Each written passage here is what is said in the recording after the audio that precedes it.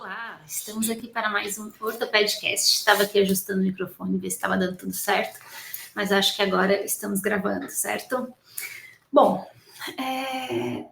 para quem está nos acompanhando, sejam bem-vindos mais uma vez. Então, esse episódio de sexta-feira é um bate-papo sobre, vamos dizer, um ponto de vista mais crítico, né, e subjetivo daquilo que eu vejo na prática clínica, na minha prática clínica como ortodontista, voltada aí para atendimento ortodôntico e ortopédico no paciente infantil. Então, para quem não me conhece, meu nome é Juliana Pereira Andriani e estamos aqui para mais um episódio do Ortopedcast. Aproveito para convidá-los para conhecer o nosso trabalho no ortopedlearning.com. Ali é uma plataforma de cursos online. Vou colocar aqui o acesso para quem quiser dar uma olhadinha. Deixa eu ver onde é que está aqui. Nos nossos cursos do Orthoped Learning. Agora em setembro a gente vai abrir vagas para o nosso curso presencial para 2026. A gente sempre abre final do ano para a turma do ano seguinte. Realmente as turmas iniciam em janeiro e é só isso, é só essa turma que vai iniciar, não tem outras turmas no decorrer do ano. Ali também tem um grupo de estudos, para quem quiser saber um pouquinho mais, que também abre as vagas agora em setembro. Acho até que o grupo de estudos já está meio que fechado.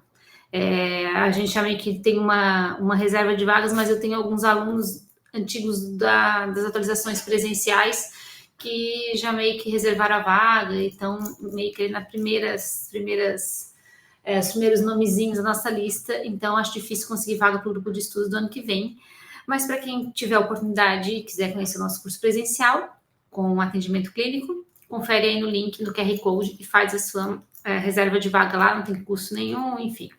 Além do ortopedlearning.com, a gente também desenvolveu o projeto da Academia de Odontologia, que nós já estamos há 6 anos no mercado, com cursos online voltado para a odontopediatria e para o clínico geral, que busca atendimento infantil.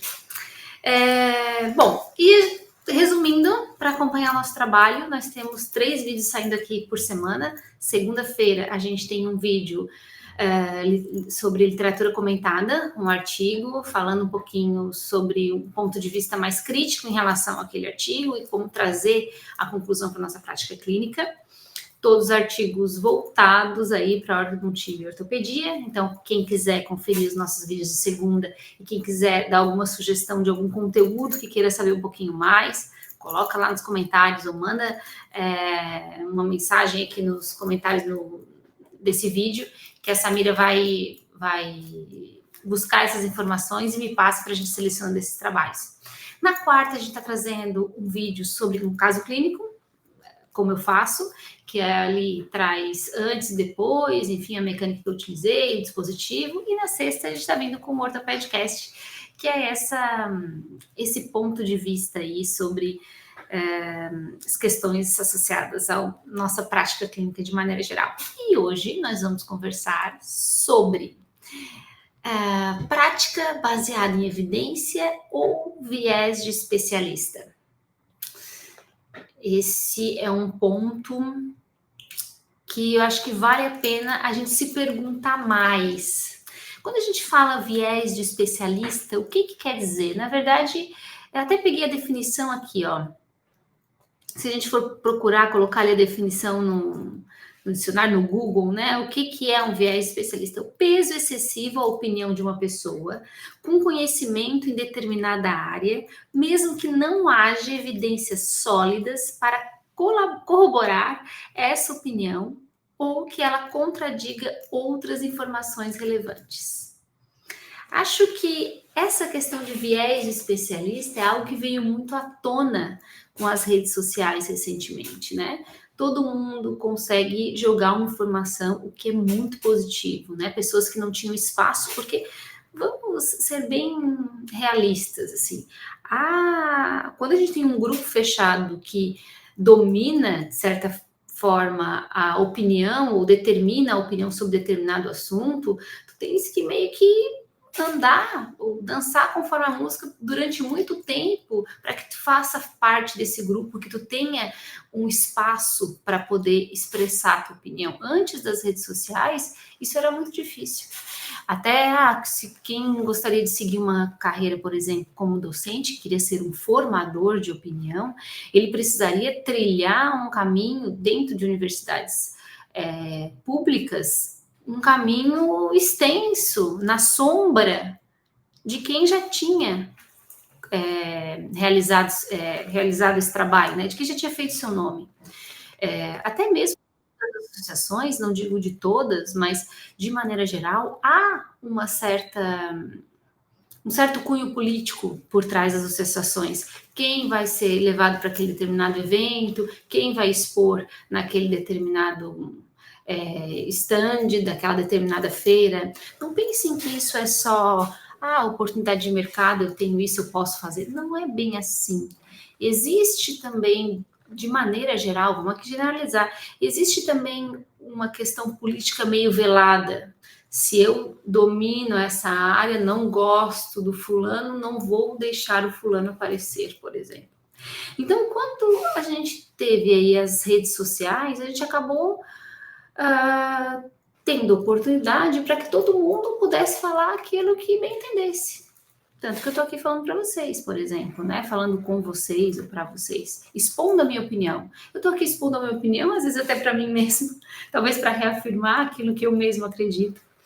Mas porque é fácil, coloco aqui, contrato um programinha de computador que consegue fazer essa transmissão, gravo podcast.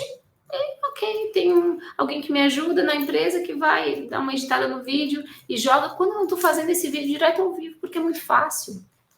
Então, isso democratizou a informação, isso é muito positivo, porque senão nós estaríamos muito limitados ao pensamento, a entender, né, ou caminhar de acordo com a filosofia dos detentores de opinião, vamos dizer assim, os formadores de opinião, que antigamente eram mais fortes, né? Então, enfim.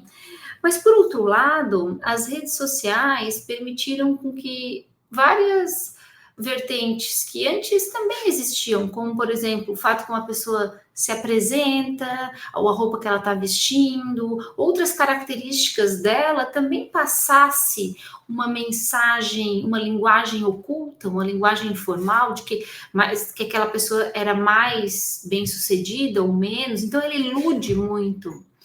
No presencial, isso também poderia existir. Aquela pessoa está se apresentando naquele curso com um sapato Louboutin, por exemplo. Ela usa aquilo. Claro que isso poderia, de certa forma, como é que eu vou te dizer, impressionar no primeiro momento, né? Mas com as redes sociais hoje fica mais fácil essa maquiagem, esse tapa na cara, tipo, um tapa no visual e, é isso que eu pareço ser. É engraçado porque quem está tendo a oportunidade de me ver aqui, acompanhar pelo YouTube, consegue ver o vídeo, sabe que aqui no meu escritório, como o meu consultório, que é a sala aqui ao lado, a gente tem essa janela que é voltada para esse pátio aqui do armazém aqui em Florianópolis, que é um lugar que é muito visitado por turistas e tal.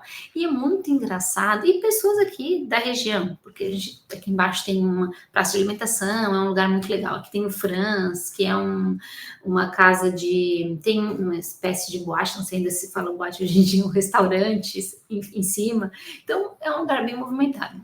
O fato é que é comum eu ver pessoas aqui trocando de roupa, às vezes até fazem meio que um biombinho, assim, principalmente quando tem dia de sol. Hoje não tem ninguém aqui, mas é comum. A pessoa vai ali, troca de roupa, vem com uma sacola de roupa, às vezes roupa de etiqueta, ou disso, daquilo, para fazer fotos, para fazer poses, às vezes leva o café, volta com o café, enfim. Então a gente vê como que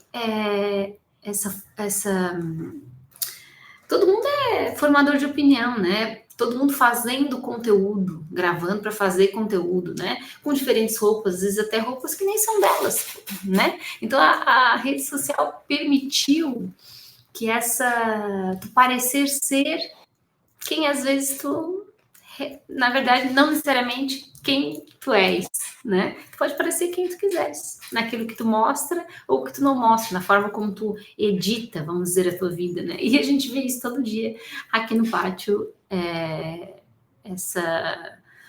essa criação, né, de conteúdo. Mas o que eu queria, assim, o nosso bate-papo de hoje, o que eu queria chegar, refletir, é que isso faz com que uma determinada imagem, uma determinada pessoa, a forma como ela transmite aquele conhecimento, ela possa parecer ter mais ou menos credibilidade. Esse é um viés do especialista. Então, no sentido de que ela parece, eu acredito naquilo que ela fala, e no que ela traz aquele dado ou aquela evidência, tu já puxa aquilo como verdade, principalmente porque tu já tens uma crença prévia sobre aquilo que tu acredita, se aquilo vai meio com a tua linha de raciocínio. Então, isso traz um viés cognitivo, né? Um atalho mental, isso e assumo aquilo como uma verdade absoluta. Isso realmente é pertinente. Ou, não, a expansão rápida da maxila, enfim, posso falar, ela envelhece, há um envelhecimento das estruturas, não dá para fazer, é melhor um estímulo fisiológico, isso aqui. Eu assumi uma verdade do que um determinado profissional falou, porque eu acredito na credibilidade, na formação daquela pessoa, na forma como ela aparenta ser, assumi aquilo para mim e começo a reforçar aquilo na minha mente, né? Tem um blog que eu li há pouco tempo atrás, o autor, até não tem o nome dele aqui, Camilo Ágil, 2023, ele escreveu num blog que se chama Desinformante ou O Desinformante. A era dos especialistas amadores e nosso viés de confirmação. E olha o que ele fala. Talvez a desinformação seja menos um indutor de engano do que aquilo que o indivíduo precisa para reforçar suas convicções prévias e suas crenças.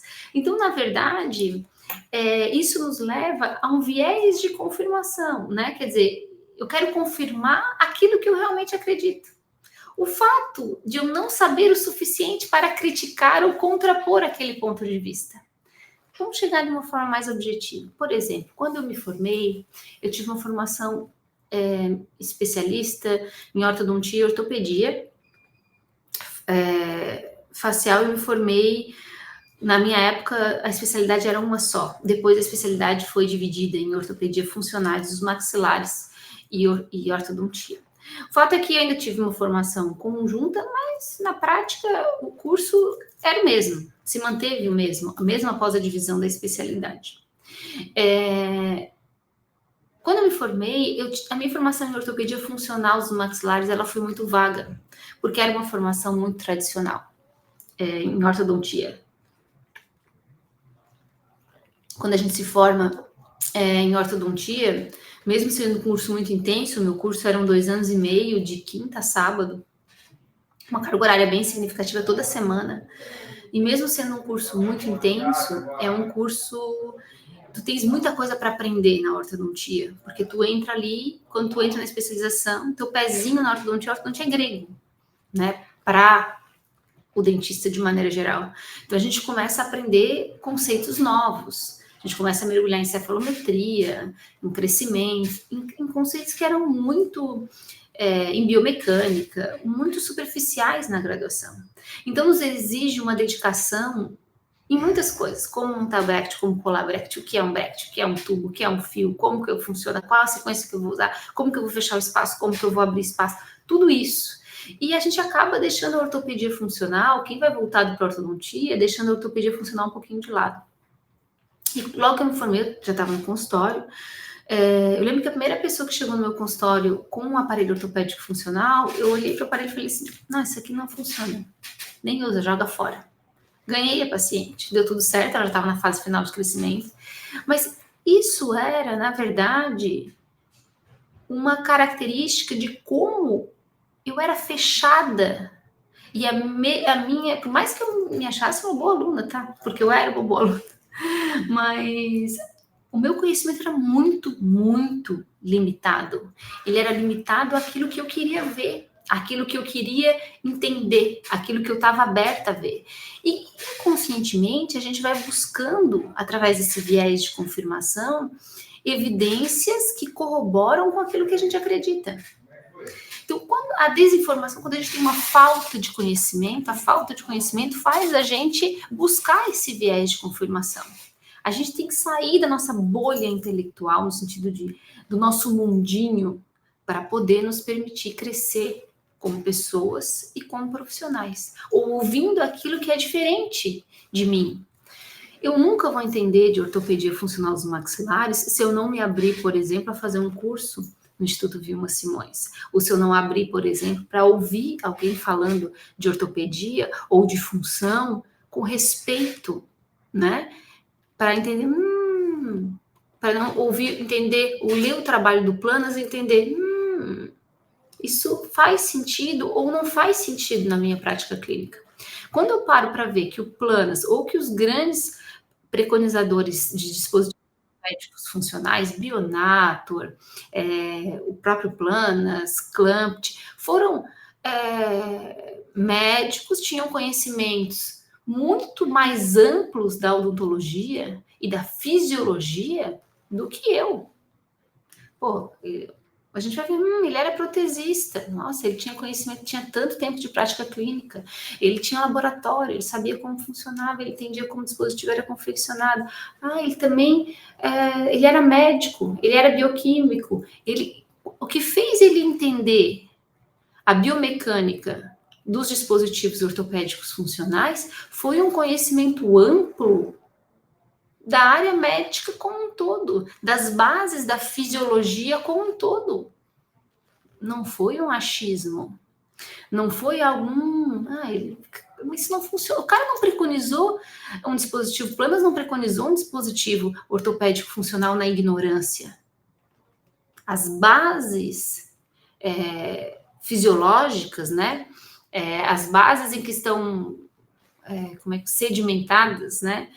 E que estão preconizadas aí a reabilitação neurooclusal, a base teórica, ela é muito interessante. E a gente precisa entender se isso é pertinente ou não. E para eu poder ter essa capacidade técnica e essa capacidade de avaliar se isso é coerente ou não, eu preciso ter conhecimento. E é muito comum o ortodontista se voltar para esse conhecimento de ortopedia funcional e dizer: isso não funciona. Conhecimento que ele tem sobre o assunto, zero. Da mesma forma, eu vejo que muitos ortopedistas funcionais dos maxilares se negam a ver os benefícios de dispositivos ortopédicos faciais interessantes, como o expansor de Haas. Já falei outras milhões de vezes sobre a briga entre a junção e a expansão ocasionada por dispositivos ortopédicos funcionais. Todos esses que a gente trabalha, Planas, Bingler, Clampt, Frankel, foram dispositivos ortopédicos funcionais preconizados ou idealizados numa época em que a disjunção era uma heresia. Os trabalhos do Haas vieram, e não tinha internet, essa troca de informações não era tão rápida. O Haas teve o trabalho de 1960 com porcos, depois o trabalho clínico em 1970. Os trabalhos do Haas com humanos e que onde as pessoas começaram a acreditar na expansão, entender os seus benefícios, a gente pode colocar aí década de 80. Os dispositivos ortopédicos funcionais já estavam preconizados e sendo utilizados há 20, 30 anos, pelo menos. Então, talvez quando eles faleceram, né, esses grandes autores aí, Planas, Bingler, o Haas já tinha divulgado seus trabalhos, mas eles já estavam sedimentados numa filosofia que talvez eles até tenham parado para pensar, não sei, ou sedimentados numa filosofia que dava tão certo e que talvez não... Por que valeria a pena mudar, né? Porque a gente tem também essa tendência. O sucesso do tratamento ortodôntico, ele não é baseado só na técnica em si, por isso que não existe um consenso. Ele é baseado na habilidade técnica do profissional, ou seja, na experiência do profissional. Ele é baseado na resposta do paciente, né? E ele também é baseado no tipo de dispositivo escolhido. Mas se eu não unir esses três fatores, eu não vou chegar a um bom resultado. A experiência do profissional, no uso daquele determinado dispositivo faz toda a diferença. Eu não tenho problemas com necrose no disjuntor tipo RAS, por exemplo. Quantos que eu fiz? Sei lá, 500, 600 já instalei. Não sei, já perdi as contas. Então, a gente não tem como ignorar esse tipo. Para mim é muito mais fácil manusear esse tipo de dispositivo. Por exemplo, fiz muito mais do que qualquer outro dispositivo expansor. Então, claro que a minha tendência é ir para um dispositivo que eu domino. E eu tenho evidência para isso. Quando a gente traz essa evidência na questão clínica, assim, né? Vou trazer aqui para vocês um outro exemplo. Quando eu vou ler um trabalho científico, e eu lia muito sobre expansão rápida, principalmente quando a gente fez o trabalho de mestrado, enfim, estudo clínico randomizado, a gente lia muito sobre expansão rápida e lenta, mas é comum a gente ir lendo a discussão e ir buscando aqueles artigos que corroboram com aquilo que a gente pensa, ou com a linha que a gente quer buscar. Porque a gente tem esse viés de confirmação, ninguém quer entrar em dissonância cognitiva, né? Na possibilidade de ter algo que discorde com aquilo que tu concorde, o que tu concorda, né? Ninguém quer discordar o seu ponto de vista ou entender que tudo aquilo que tu acreditava até então estava errado, que caiu por terra. É muito difícil, a gente precisa ter muita sabedoria, maturidade e cabeça aberta para poder ouvir aquilo que é diferente com respeito e atenção, a ponto de absorver o que realmente é pertinente, e não só de bater em cima e contra aquilo que é diferente. E hoje, na época das redes sociais, é muito fácil a gente pegar essas informações para corroborar com aquilo que a gente acredita. Porque tem um artigo. Por exemplo, uma vez eu vi alguém discutindo sobre um trabalho. Porque tem um trabalho fulano que fala que não há diferença entre a chupeta ortodôntica e a chupeta convencional. Ok, então vamos ver o que tem na literatura. Aí tu começa a ver, vamos ver o outro lado. O que tem na literatura? Mas também tem uma revisão sistemática que mostra que tem a diferença. Em que revista foi publicada essa? Uma revista A2. Em que revista foi publicada a outra? Sei lá. B1, sei lá, B2. Quais da revista total? Já é algo que tu tens que... Uma qualidade da revista é diferente, o nível de revisão é diferente, os critérios de aceite são diferentes, já é algo que tem que se levar em consideração. Quais foram os critérios levados para utilizar aqueles artigos naquela revisão sistemática? Considerou a idade? Não, ele descartou a idade. Descartou o tempo de uso da chupeta. Todas as crianças nos estudos avaliados usaram a chupeta ortodôntica e convencional no mesmo tempo, na mesma frequência, intensidade? Não. Então, não tem como comparar. Então, esse estudo aqui que foi inserido não está legal, esse não está legal. Quando chega lá na base da evidência mesmo, tem muito pouca coisa. Então, a gente traz, às vezes, as conclusões de uma forma muito rasa, porque o fulano falou. Esses dias me trouxeram um dado no seguinte: porque tu fala que a mordida cruzada não se autocorrige e o trabalho não sei quem mostrou que da dentição mista para descida a mordida cruzada, da decisão permanente para mista, a mordida cruzada se corrige. Pode se corrigir, e aí apresentou uma taxa, enfim. Eu falei, olha, ok, deixa eu ler esse trabalho. Quando tu entende o trabalho, tu vê que não é isso, não é bem isso que está escrito, né? Está escrito, claro, que quando a gente tem a perda dos dentes descidos no segmento intermediário e a gente tem a erupção dos dentes permanentes, e a erupção dos dentes permanentes premolares ela é vestibular em relação aos seus antecessores descidos, a gente tem um aumento transverso do arco, pode haver uma correção da mordida cruzada, em alguns casos, dependendo, claro, da atresia maxilar, se tem ou se não tem. Já é diferente, não quer dizer aquela mordida cruzada que estava estabelecida, ela se corrigiu. Quer dizer que no crescimento e desenvolvimento daquela criança, ou de determinadas crianças, a gente teve uma relação diferente, uma relação oclusal, que se corrigiu espontaneamente na troca dos dentes tecidos. Ok, mas o que tem que se perguntar? Desenvolveu assimetria durante o tempo que ela ficou com mordida cruzada? Não desenvolveu? Né? Teve alguma assimetria, alteração funcional? Não teve? Qual foi o impacto daquela mordida cruzada naquele momento de dentição descida ou dentição mista, né? Que a criança permaneceu com aquela maloclusão.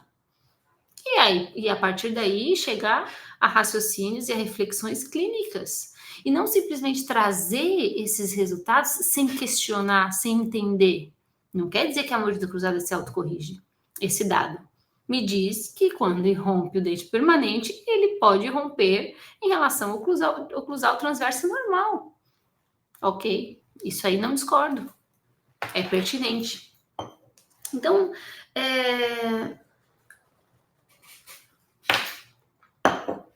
o que eu queria trazer aqui para vocês é realmente se aquilo que a gente faz, ou aquelas bandeiras que a gente levanta, elas são realmente associadas à prática clínica baseada em evidências, ou ela é a prática clínica baseada somente nas evidências que eu quero ver, ou nas evidências que eu quero ouvir, ou nas evidências de alguém que eu quero ver ou que eu quero ouvir.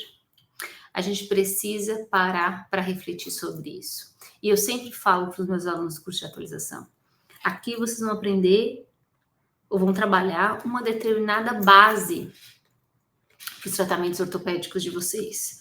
A partir do momento que vocês começam a dar os primeiros passos, busquem novos horizontes, com coerência, com capacidade de reflexão, né? E vão desenvolvendo o caminho de vocês, porque o meu caminho foi o meu caminho.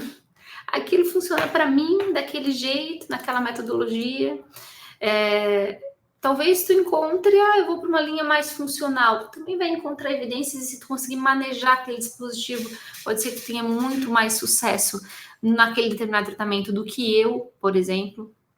Porque o sucesso do tratamento interceptivo está muito associado também à habilidade técnica do profissional, como eu já falei anteriormente. Isso a gente tem que levar em consideração. Não existe consenso no tratamento ortodôntico e ortopédico de dentição descida e mista. Precisa haver bom senso. Isso eu assisti uma palestra uma vez, eu ouvi numa palestra do EIO, foi um brasileiro. Me perdoa que não lembrar o nome. E me chamou muita atenção assim, brilhante essa frase, como ele concentrou isso numa frase muito pertinente assim, na prática clínica. Então, a gente tem várias formas de conseguir o sucesso do tratamento interceptivo, a gente só precisa realmente estar aberto para ouvir aquilo que é diferente de nós, que pode nos trazer um impacto na nossa prática clínica e realmente pensar numa odontologia baseada em evidência e não nas minhas evidências. Quem lê só o American Journal vai só ver evidência para expansão rápida da maxila. Quem lê o European Journal, por exemplo, vai ver outras evidências para dispositivos ortopédicos funcionais. E quem lê a Nature, lê outras revistas muito mais voltadas para a área médica, por exemplo, vai ter outras bases para justificar a reabilitação neuroclusal, por exemplo. Enfim, não é o tipo de revista que eu leio, mas só para trazer exemplos aqui para vocês. As nossas crenças e as nossas bases, elas acabam moldando o nosso caráter e a nossa formação, nosso pensamento crítico. Não se limitem a isso. É importante abranger um pouco mais e não se limitar, para que a gente não tenha um viés, trabalhe a nossa prática clínica num viés de confirmação daquilo que a gente já sabe. A gente só cresce se a gente aprender aquilo que a gente não sabe. Bom, por hoje era isso. Me alonguei um pouquinho demais. Um grande beijo e vejo vocês na semana que vem. Até mais.